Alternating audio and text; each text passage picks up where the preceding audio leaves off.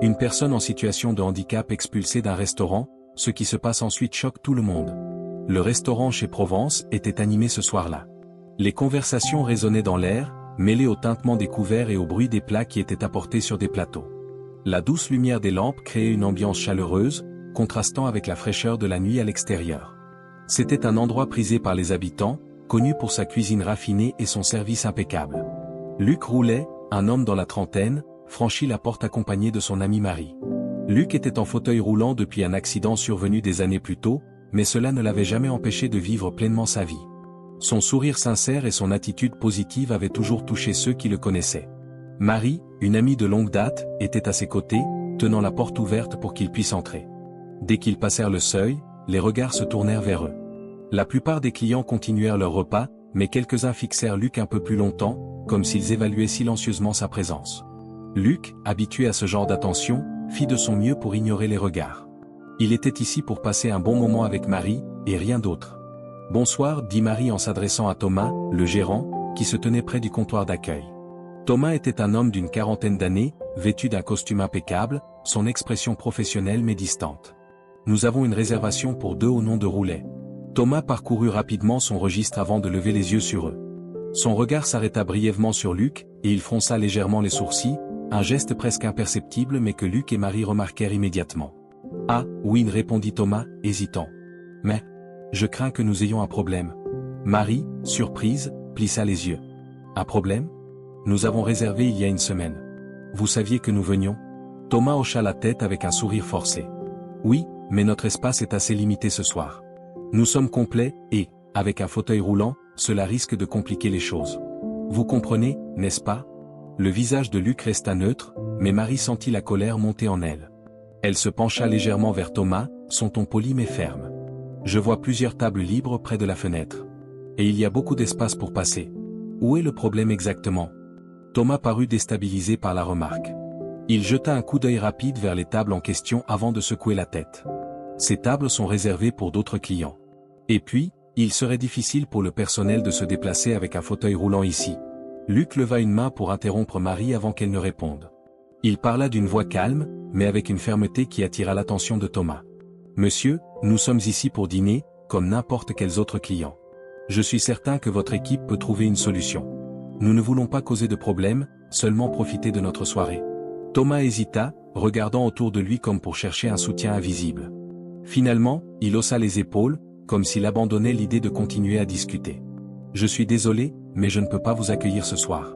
Peut-être un autre jour, lorsque nous serons moins occupés. » Un silence lourd tomba dans le restaurant. Plusieurs clients avaient cessé de parler et observaient maintenant la scène, certains avec curiosité, d'autres avec gêne. Marie regarda Luc, cherchant à savoir ce qu'il voulait faire. Mais avant qu'elle ne puisse dire quoi que ce soit, Luc redressa les épaules et fixa Thomas avec une intensité qui fit légèrement vaciller le gérant. « Vous savez, dit Luc, sa voix toujours calme mais chargée d'une détermination palpable, ce que vous faites est non seulement injuste, mais illégal. Et je vous promets que vous entendrez parler de moi. » Thomas resta figé un instant, semblant peser ses options, avant de hausser les épaules avec un sourire qui semblait vouloir clore la discussion. « Comme vous voulez. Je vous souhaite une bonne soirée. » Luc tourna son fauteuil et se dirigea vers la sortie, suivi de près par Marie. À l'extérieur, l'air froid les frappa, mais ce n'était rien comparé à l'indignation qui bouillonnait en eux. « C'est inacceptable » s'exclama Marie, brisant le silence. « Comment peut-il se comporter de la sorte ? Tu veux qu'on appelle la police ?» Luc secoua la tête. « Pas tout de suite. Il y a d'autres façons de régler ce genre de choses. » Il sortit son téléphone et commença à composer un message. Si ce type pense qu'il peut s'en tirer comme ça, il va vite comprendre qu'il s'est trompé. Marie le regarda, intriguée. « Qu'est-ce que tu fais ?» Luc leva les yeux vers elle avec un sourire qui ne cachait pas son intention. « Je fais ce que tout le monde fait dans ce genre de situation, je partage la vérité. » Quelques minutes plus tard, une publication apparut sur les réseaux sociaux. Accompagnée d'une photo de la façade du restaurant, elle décrivait l'incident de manière détaillée, mettant en lumière le comportement discriminatoire de Thomas. Le message se terminait par une simple question. « Pensez-vous que c'est acceptable en 2025 ?» À peine quelques heures après la publication de Luc, les notifications commencèrent à affluer. Les likes, partages et commentaires s'accumulaient à une vitesse vertigineuse. Des centaines de personnes partageaient des messages d'indignation, racontant leurs propres expériences de discrimination ou simplement exprimant leur soutien à Luc. Marie, assise à côté de lui dans le salon de son appartement, regardait l'écran de son téléphone avec stupéfaction. C'est en train de devenir viral, Luc, murmura-t-elle. Regarde ça, #justice pour Luc est en tendance sur Twitter. Luc, bien que surpris par la vitesse à laquelle le message s'était propagé, resta concentré. C'est bien, mais ce n'est qu'un début. Ce n'est pas seulement à propos de moi. C'est pour tous ceux qui subissent ce genre de traitement tous les jours et qui n'ont pas la chance d'être entendus. Les commentaires étaient variés, allant de messages de soutien à des appels à boycotter le restaurant. Certains utilisateurs partageaient leurs propres histoires de moments où ils avaient été marginalisés ou traités de manière injuste. Un internaute écrivit, « Ce genre de comportement est inadmissible. Luc, nous sommes avec toi. » Un autre commentaire plus poignant attira l'attention de Marie. « Ma fille est en fauteuil roulant, et elle a souvent été rejetée dans des lieux publics. Voir quelqu'un se lever ou plutôt, rouler contre cette injustice me donne de l'espoir. » Marie lut le commentaire à voix haute, les yeux brillants d'émotion. « Tu vois, Luc ? Ton histoire donne déjà de l'espoir aux autres. » Luc sourit faiblement, mais il était évident que l'émotion le touchait profondément. « Il faut que cette histoire dépasse une simple indignation temporaire, dit-il. Je veux que les gens se souviennent que cela ne devrait jamais être normalisé. » Pendant ce temps, au restaurant chez Provence, l'atmosphère était tendue.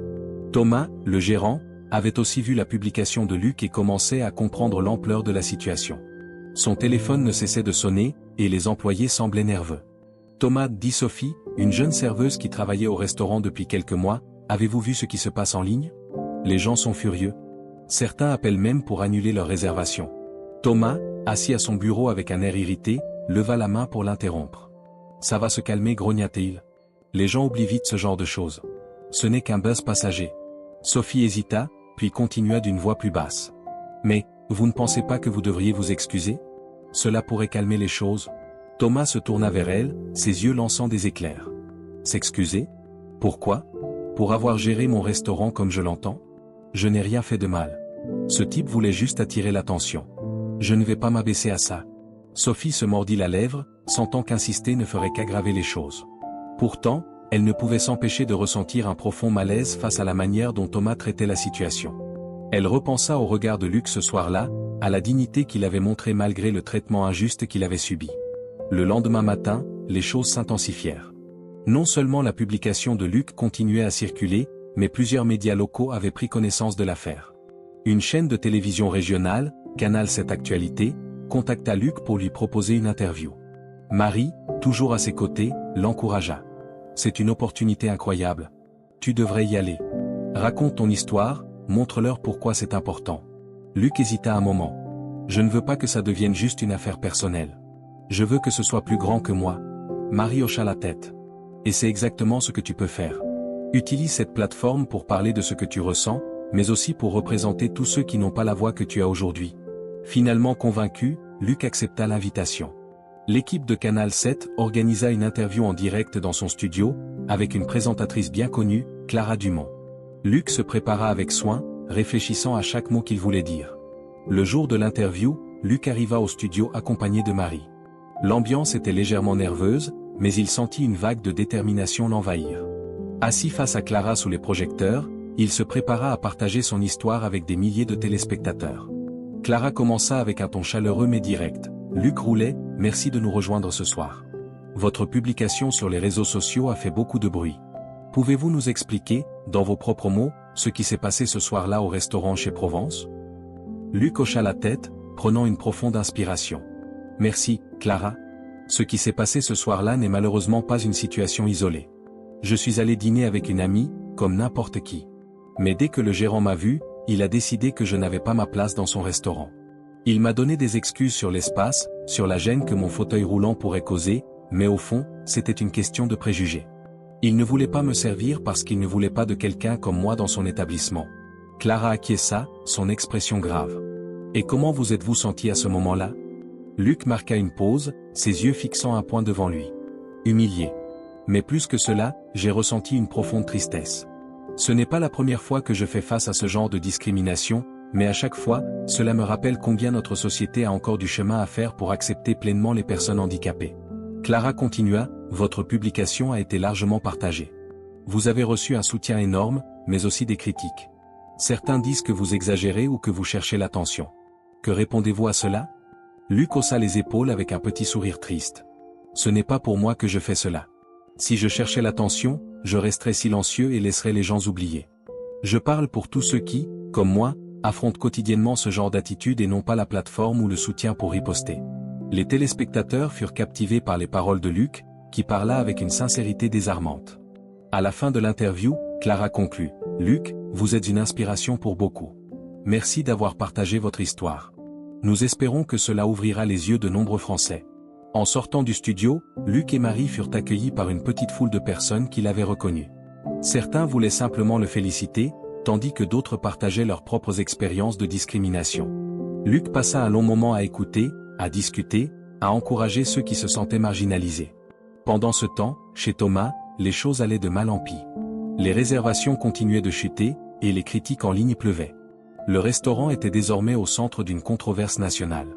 Thomas, en proie à une crise de panique, finit par appeler un attaché de presse pour l'aider à gérer la situation. « Il faut que je sorte de cette situation », dit-il à l'attaché de presse. « Je suis prêt à tout, mais je ne veux pas admettre que j'ai eu tort. » L'attaché hocha la tête avec un sourire professionnel. « Nous pouvons publier une déclaration générale.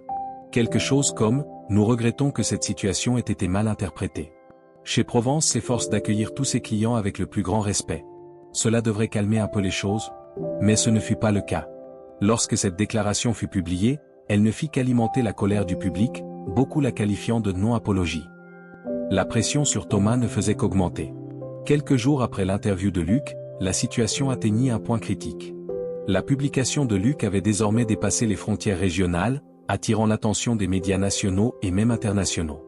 Des organisations de défense des droits des personnes handicapées s'étaient également jointes au mouvement, partageant la publication de Luc et appelant à un boycott généralisé du restaurant chez Provence. Luc, bien qu'un peu dépassé par l'ampleur de la situation, restait concentré sur son objectif.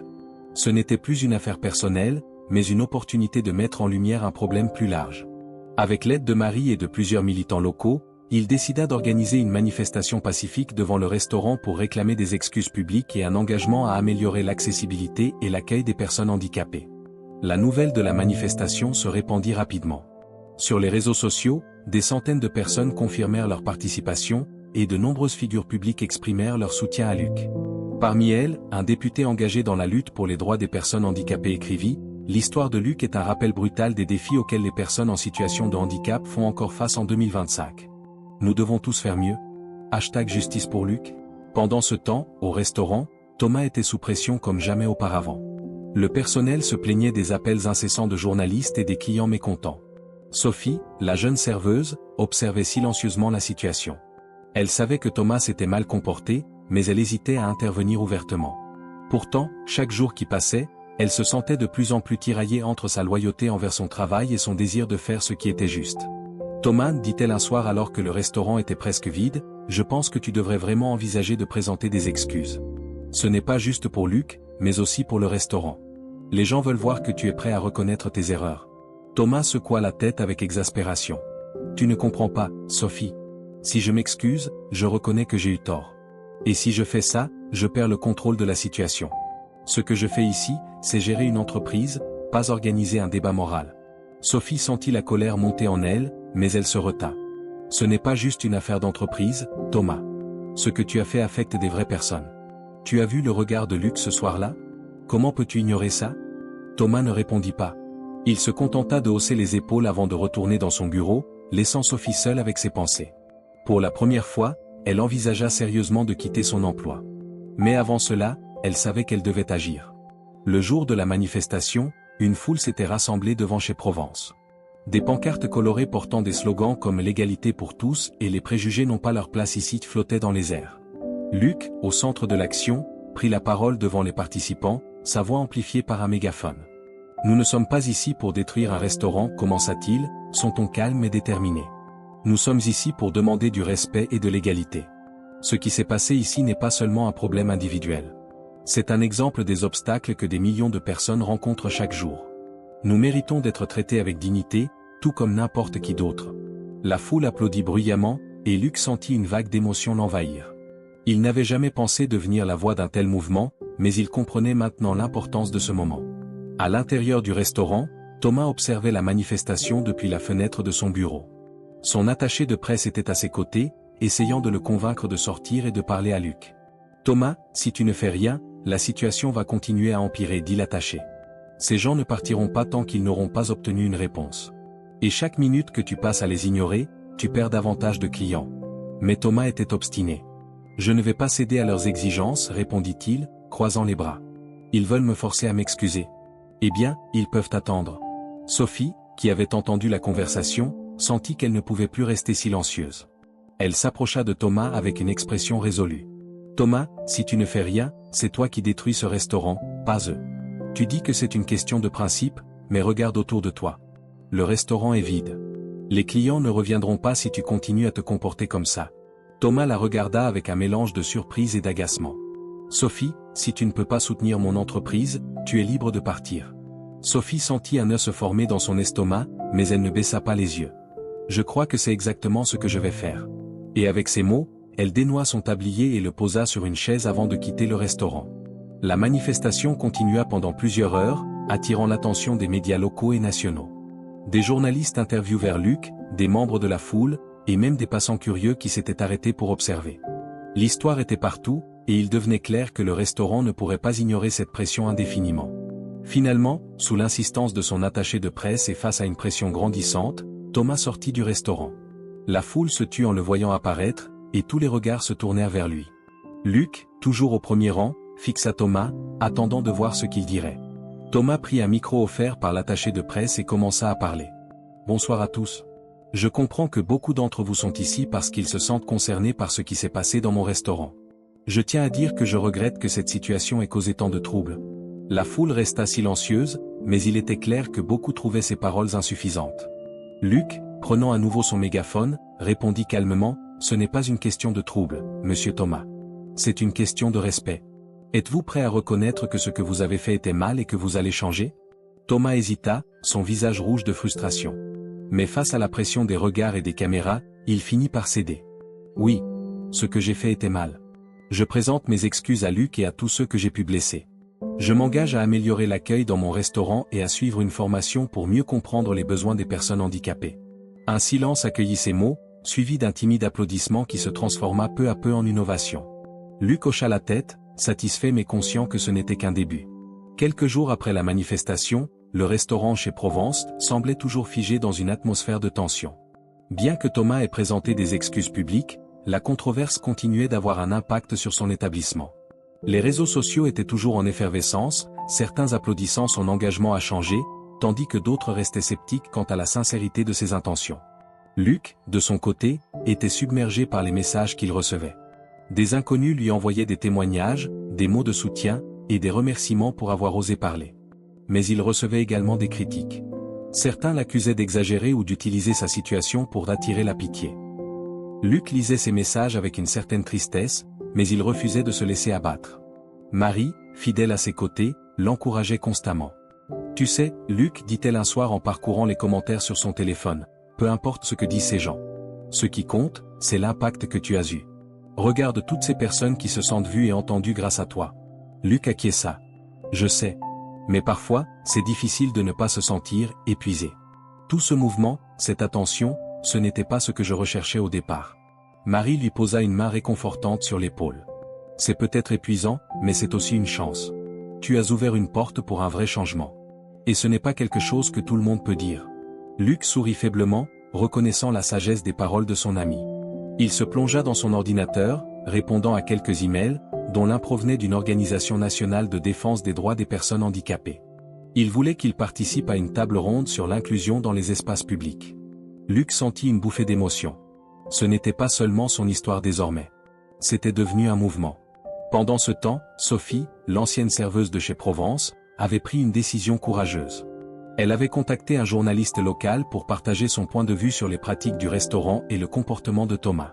Assise dans un café, face à un journaliste avec un bloc-notes et un enregistreur, Sophie raconta tout, la façon dont Thomas avait traité Luc, ses commentaires méprisants en privé, et son refus obstiné de prendre ses responsabilités jusqu'à ce que la pression publique l'y force. « Je ne pouvais plus travailler là-bas, conclut-elle. Quand vous voyez quelqu'un traiter un client avec autant de mépris, ça vous change. Et je savais que si je restais silencieuse, je serais complice. » Le journaliste écouta attentivement, notant chaque mot. « Pensez-vous que ces excuses publiques étaient sincères ?» demanda-t-il. Sophie secoua la tête. « Honnêtement ? Non, Je pense qu'il a fait ce qu'il devait faire pour sauver son entreprise, mais je ne crois pas qu'il ait vraiment compris l'impact de ses actions. Le lendemain, l'article fut publié sous le titre « Chez Provence, des excuses insuffisantes ». Il inclut des extraits de l'interview de Sophie, ainsi qu'une analyse des efforts récents du restaurant pour regagner la confiance de la communauté. Bien que l'article reconnaisse les engagements publics de Thomas, il soulevait également des questions sur leur authenticité. Luc lut l'article avec intérêt, se sentant à la fois encouragé et intrigué. Il n'avait pas anticipé que des employés de l'intérieur commenceraient à parler. Il décida d'envoyer un message à Sophie pour la remercier de son courage. « Bonjour Sophie » écrivit-il. « J'ai lu l'article et je voulais te dire merci. Ça ne doit pas être facile de parler contre ton ancien employeur, mais ce que tu as fait est important. Si jamais tu veux en parler ou rejoindre notre mouvement, fais-moi signe. » Sophie répondit rapidement, touchée par le message. « Merci, Luc. Je veux vraiment que les choses changent, et si je peux aider, je suis là. » Encouragé par cette nouvelle alliée, Luc se plongea encore plus dans son travail de sensibilisation. Avec l'aide de Marie et d'autres militants locaux, il organisa une campagne en ligne visant à promouvoir l'inclusion et l'accessibilité dans les restaurants et autres lieux publics. La campagne, intitulée « Bienvenue pour tous », invita les gens à partager leurs expériences positives et négatives dans divers établissements. La campagne devint rapidement un succès. Des milliers de personnes partagèrent leurs histoires, certaines inspirantes, d'autres accablantes. Des entreprises furent mises en lumière pour leurs efforts exemplaires, tandis que d'autres furent critiquées pour leur manque de considération envers les personnes handicapées. Bienvenue pour tous devint un mouvement national, attirant l'attention des décideurs politiques. De retour à chez Provence, Thomas commençait à ressentir les véritables conséquences de ses actions. Malgré ses excuses et ses tentatives pour calmer la situation, la clientèle ne revenait pas. Ses employés étaient démoralisés, et les critiques continuaient d'affluer en ligne. Lors d'une réunion avec son équipe de direction, il fit une annonce inattendue. « Je pense qu'il est temps de faire appel à un consultant externe » dit-il, les traits tirés. « Quelqu'un qui peut nous aider à améliorer notre image et nos pratiques ?» Ses collègues échangèrent des regards surpris, mais personne n'osa contester. Ils savaient tous que le restaurant ne survivrait pas sans un changement drastique. Quelques semaines plus tard, Luc reçut un appel inattendu. C'était Thomas. « Luc, dit-il d'une voix nerveuse, je sais que je n'ai pas été exemplaire. Mais je voulais te demander une chose. Est-ce que tu accepterais de venir au restaurant pour discuter de ce que je peux faire pour réparer mes erreurs ?» Luc resta silencieux un instant, surpris par la demande. Il n'était pas sûr de faire confiance à Thomas, mais il sentait que c'était une opportunité de pousser les choses dans la bonne direction. « Je veux bien venir, répondit-il finalement, mais seulement si nous parlons aussi des changements réels que tu comptes mettre en place. » Thomas accepta immédiatement, et une réunion fut organisée pour le lendemain. Lorsque Luc arriva au restaurant, accompagné de Marie, il fut accueilli par Thomas, visiblement mal à l'aise. Ils s'assirent autour d'une table, et Thomas commença à parler. « Je veux commencer par te remercier d'être venu, dit-il. Je sais que j'ai beaucoup à apprendre. Ce que je veux, c'est que ce restaurant devienne un endroit où tout le monde se sente le bienvenu. » Luc écouta attentivement, notant la sincérité dans la voix de Thomas, mais restant prudent. « C'est un bon début, répondit-il. Mais il ne suffit pas de dire que tu veux changer. Il faut agir. Es-tu prêt à investir dans l'accessibilité, à former ton personnel, et à t'engager publiquement à maintenir ces standards ?» Thomas hocha la tête. « Oui.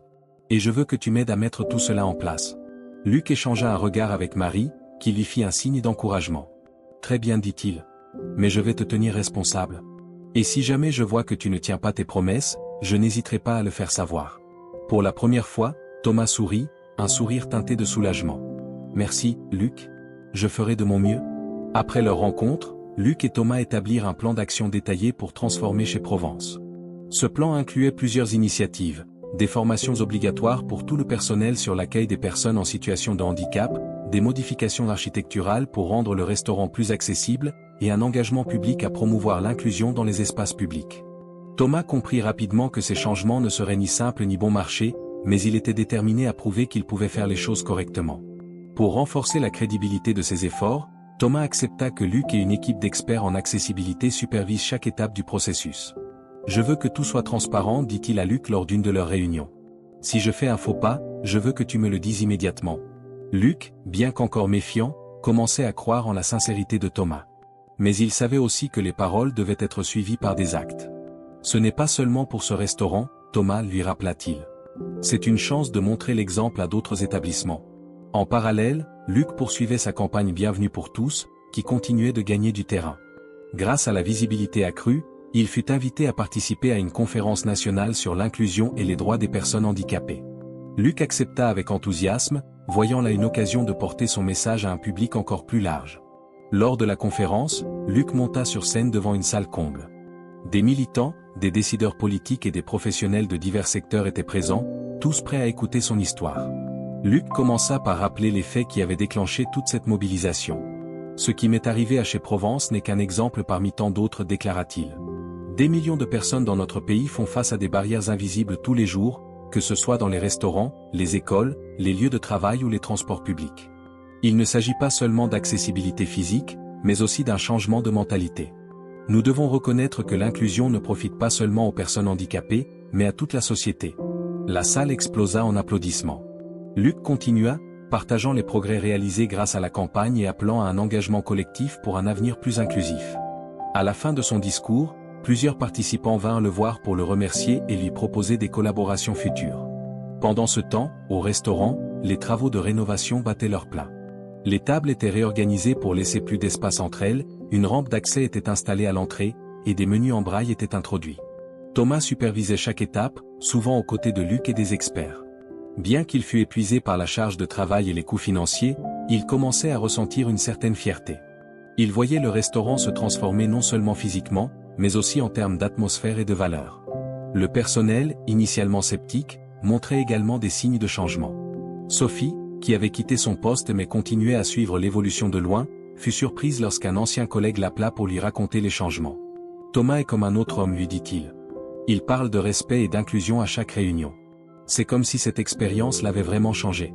Intriguée, Sophie décida de rendre visite à Luc pour en parler. « Tu crois que c'est sincère ?» lui demanda-t-elle. « Penses-tu qu'il a vraiment compris le message ?» Luc haussa les épaules. « Je veux croire qu'il a changé. Mais le temps nous le dira. L'important, c'est que le restaurant devienne un lieu où tout le monde est accueilli, peu importe ses intentions initiales. » Sophie hocha la tête, impressionnée par la sagesse et la patience de Luc. « Tu fais quelque chose de grand ici, Luc. Tu inspires des gens, même ceux qui, comme Thomas, semblaient impossibles à atteindre. » Quelques semaines plus tard, le restaurant Chez Provence annonça officiellement sa réouverture. Thomas avait invité Luc à être l'invité d'honneur lors de l'événement, un geste que beaucoup interprétaient comme une tentative sincère de tourner la page. Luc accepta, bien que nerveux à l'idée de retourner dans un lieu où il avait vécu une expérience si humiliante. Le jour de la réouverture, une foule se rassembla devant le restaurant, composée de journalistes, d'activistes et de clients curieux. Une petite scène avait été installée à l'extérieur, et Thomas monta pour s'adresser à l'assemblée. « Merci à tous d'être ici aujourd'hui » commença-t-il, visiblement ému. « Il y a quelques mois, j'ai commis une erreur grave. J'ai laissé mes préjugés guider mes actions, et j'ai blessé quelqu'un qui ne méritait que respect et dignité. Aujourd'hui, je suis ici pour dire que cette expérience m'a changé. Ce restaurant n'est plus seulement un lieu pour manger, mais un lieu pour apprendre, pour grandir et pour accueillir tout le monde. » Thomas invita ensuite Luc à monter sur scène, ce que ce dernier fit sous un tonnerre d'applaudissements. Luc prit le micro, regardant la foule avant de parler. « Je suis ici aujourd'hui non pas pour célébrer ce qui s'est passé, mais pour célébrer ce que cela a permis de changer, dit-il. Thomas et son équipe ont montré que le changement est possible, même quand il semble difficile. Mais il ne s'agit pas seulement de ce restaurant. Il s'agit de montrer l'exemple pour que d'autres suivent. » Les applaudissements redoublèrent d'intensité, et Luc sentit une vague d'émotion l'envahir. Ce moment était bien plus qu'une victoire personnelle. C'était une victoire pour tous ceux qui avaient lutté pour l'égalité et l'inclusion. Au cours des mois suivants, Chez Provence devint un modèle pour d'autres établissements. Des articles louant leur transformation furent publiés, et Thomas fut même invité à participer à des discussions sur l'inclusion dans le secteur de la restauration. Luc, bien que fier de ce qu'ils avaient accompli, continua de travailler sans relâche pour sa campagne Bienvenue pour tous, cherchant à étendre encore davantage son impact.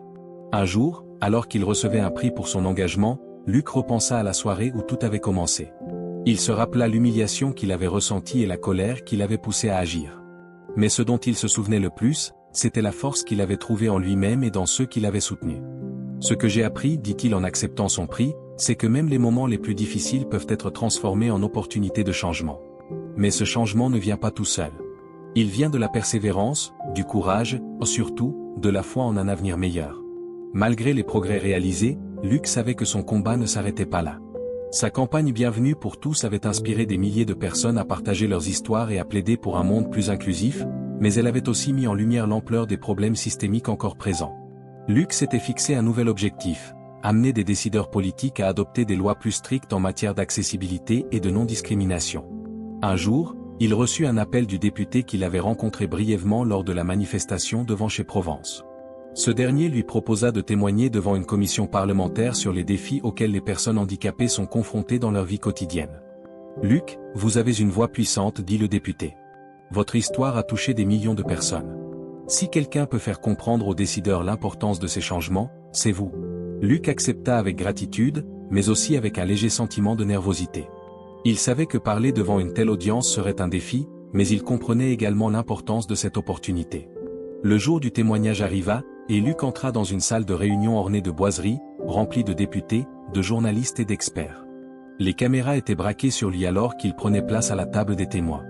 Dans son fauteuil roulant, il paraissait petit face à l'immensité de la salle, mais sa présence imposait un respect immédiat. « Merci de m'avoir invité aujourd'hui », commença Luc, sa voix claire mais chargée d'émotion. « Je suis ici non seulement pour raconter mon histoire, mais pour représenter les milliers de personnes en situation de handicap qui n'ont pas la chance d'être entendues. » Il parla avec passion des obstacles quotidiens auxquels il faisait face, des trottoirs inaccessibles, des bâtiments non conformes et, bien sûr, des attitudes discriminatoires comme celles qu'il avait rencontrées à chez Provence. Mais il partagea également des solutions concrètes, comme des subventions pour les entreprises qui investissent dans l'accessibilité ou des formations obligatoires pour les employés. « Ce que je demande, conclut-il, c'est que nous reconnaissions tous que l'égalité d'accès n'est pas un privilège, mais un droit fondamental. Nous ne demandons pas un traitement spécial, nous demandons simplement d'être traités comme tout le monde. » La salle éclata en applaudissements, et plusieurs députés hochèrent la tête, visiblement touchés par ces paroles. Luc sentit une bouffée d'espoir. Peut-être que ce témoignage marquerait un tournant. Pendant ce temps, chez Provence poursuivait son chemin vers la rédemption. Les transformations physiques du restaurant étaient achevées, mais Thomas savait que le véritable changement résidait dans l'attitude de son équipe. Il organisa une série d'ateliers sur l'inclusion, animés par des experts, et invita même Luc à venir parler à ses employés. Le jour de l'atelier, Luc entra dans la salle de réunion du restaurant, où le personnel était assis en cercle. Certains employés semblaient gênés, tandis que d'autres étaient curieux de ce qu'il allait dire. Luc parla sans détour. « Je sais que certains d'entre vous ont peut-être trouvé toute cette situation exagérée. Mais je veux que vous compreniez que ce que j'ai vécu ici n'était pas un incident isolé. C'est quelque chose que des millions de personnes vivent chaque jour. Et vous avez le pouvoir de changer cela. » Il partagea des exemples concrets de bonnes pratiques et expliqua comment un simple geste d'inclusion pouvait transformer l'expérience d'un client. À la fin de la session, plusieurs employés vinrent le voir pour le remercier. « Je n'avais jamais réfléchi à ce que ça pouvait représenter pour quelqu'un en fauteuil roulant, avoua l'un d'eux. Merci de nous avoir ouvert les yeux. » Thomas, debout à l'arrière de la salle, regarda la scène avec une certaine émotion. Il comprenait maintenant que ce n'était pas seulement une question de sauver son entreprise, mais de devenir un leader meilleur. Quelques mois plus tard, chez Provence était méconnaissable. Non seulement le restaurant avait reconquis sa clientèle, mais il était devenu un modèle d'inclusion dans la région. Des médias écrivirent des articles sur sa transformation, et Thomas fut invité à parler lors de conférences sur l'accessibilité dans le secteur de la restauration. Luc, bien qu'heureux de voir ses progrès, continua de se concentrer sur ses propres projets. Il était désormais invité régulièrement à des événements pour parler de son expérience et des leçons qu'il en avait tirées. Mais il n'oublia jamais les petites victoires, celles qui n'étaient pas relayées par les médias. Un soir, alors qu'il dînait tranquillement dans un autre restaurant avec Marie, il remarqua une famille entrant avec un enfant en fauteuil roulant. Le personnel les accueillit chaleureusement, réorganisant rapidement les tables pour s'assurer qu'ils étaient confortables. Luc échangea un regard avec Marie, qui lui sourit. « Tu vois ? Ce genre de moment, c'est pour ça que tout cela en valait la peine, murmura-t-elle. Luc hocha la tête, sentant une profonde satisfaction. Il savait qu'il restait encore beaucoup à faire, mais il voyait aussi que le monde changeait, petit à petit. Un an après l'incident à chez Provence, Luc fut invité à un gala de charité où il reçut un prix pour son rôle dans la promotion de l'inclusion. En montant sur scène pour accepter la récompense, il repensa à tout ce qui s'était passé. L'humiliation, la colère, les doutes, tout cela l'avait mené à ce moment. « Ce prix n'est pas seulement pour moi, dit-il en tenant le trophée. Il est pour chaque personne qui s'est levée, ou roulée, contre l'injustice. C'est pour chaque Sophie qui a eu le courage de dire la vérité, pour chaque Thomas qui a choisi de changer, et pour chaque personne qui croit que l'inclusion n'est pas un idéal lointain, mais une réalité que nous pouvons créer ensemble. » Les applaudissements résonnèrent dans la salle, mais pour Luc, le véritable triomphe se trouvait ailleurs, dans les cœurs et les esprits qu'il avait touchés, et dans le mouvement qu'il avait aidé à bâtir. Alors qu'il descendait de la scène, Marie l'attendait, un sourire fier sur le visage. « Tu sais que ce n'est que le début, n'est-ce pas, dit-elle. Luc rit doucement. Oui. Et je suis prêt pour la suite. Quelques semaines après le gala, Luc continua son travail avec une détermination inébranlable. Sa campagne Bienvenue pour tous avait dépassé toutes ses attentes, devenant un mouvement national. Les témoignages et les histoires continuaient d'affluer, certains racontant des changements positifs grâce à l'impact du mouvement, d'autres dénonçant encore des injustices à combattre. Chaque jour, Luc réalisait que son rôle allait bien au-delà de sa propre expérience. Un après-midi, alors qu'il travaillait dans son bureau, Luc reçut un email inattendu. C'était un message du maire de sa ville, qui l'invitait à participer à une cérémonie spéciale. Le message indiquait que la ville souhaitait honorer son travail en lançant une initiative locale visant à rendre tous les espaces publics accessibles d'ici 5 ans. Marie, qui était assise près de lui, lut le message par-dessus son épaule. « C'est incroyable, Luc. Ta ville s'engage grâce à toi. Tu te rends compte de l'impact que tu as eu ?» Luc sourit, mais avec une humilité qui le caractérisait. « C'est un début, Marie. Mais ça montre que les choses peuvent changer quand les gens se rassemblent et agissent. » Lors de la cérémonie, Luc fut accueilli par une ovation debout.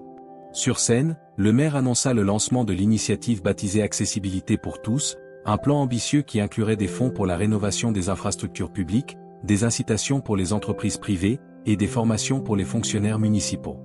Luc, déclara le maire en lui remettant un certificat honorifique, « Votre courage et votre persévérance ont inspiré cette ville à faire mieux. Ce projet porte votre empreinte, et nous sommes fiers de vous avoir parmi nous. » Luc prit la parole, ému. « Ce n'est pas une récompense pour moi seul, dit-il, sa voix tremblante d'émotion. C'est pour chaque personne qui a cru en un avenir meilleur et qui a travaillé pour le construire.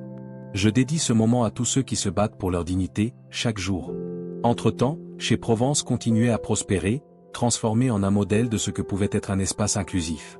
Thomas, qui avait traversé une métamorphose personnelle, ne se contentait plus de gérer son restaurant. Il était devenu un défenseur actif de l'inclusion, collaborant avec des organisations locales et partageant son parcours lors de conférences. Un soir, Luc et Marie décidèrent de retourner dîner à Chez Provence. Cette fois, l'accueil fut chaleureux et sans réserve. Thomas, apercevant Luc entrer, se précipita pour les saluer. « Luc, Marie, je suis tellement heureux de vous voir, dit-il avec un sourire sincère. Je voulais vous remercier encore une fois. Vous avez changé ma vie et celle de mon restaurant. » Luc hocha la tête, appréciant les efforts évidents que Thomas avait faits. « Je suis content de voir que tu as tenu tes promesses, Thomas. Ce lieu est un exemple pour d'autres maintenant. » Le dîner fut une occasion joyeuse et symbolique. Luc remarqua les rampes d'accès parfaitement conçues, les menus en braille soigneusement disposés, et le personnel attentif à chaque détail. Il sentit une grande satisfaction en voyant comment un lieu qu'il avait autrefois humilié était devenu un refuge d'inclusion. Alors que Luc et Marie quittaient le restaurant ce soir-là, ils tombèrent sur une mère et son fils en fauteuil roulant, qui attendaient à l'entrée. Luc se tourna vers le jeune garçon et lui sourit. « Tu vas passer une belle soirée ici, lui dit-il doucement.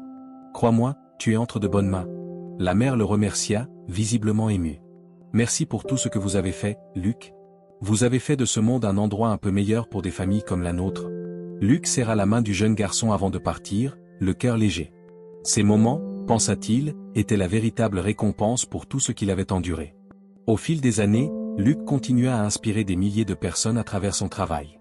Il écrivit un livre sur son parcours, intitulé Bienvenue pour tous, transformer l'injustice en espoir, qui devint un best-seller. Mais il ne perdit jamais de vue ce qui l'avait poussé à agir, une simple soirée, un acte d'injustice, et la décision de ne pas rester silencieux. Dans une interview marquant le 5e anniversaire de sa campagne, Luc fut interrogé sur ce qu'il espérait pour l'avenir. « Ce que j'espère, dit-il, c'est qu'un jour, des histoires comme la mienne ne soient plus nécessaires. Que l'inclusion devienne la norme et que personne n'ait à se battre pour être traité avec respect. Mais jusqu'à ce jour, je continuerai à rouler en avant. » Et avec ce message d'espoir, Luc continua son voyage, un leader humble mais déterminé, prouvant qu'un simple acte de courage pouvait vraiment changer le monde.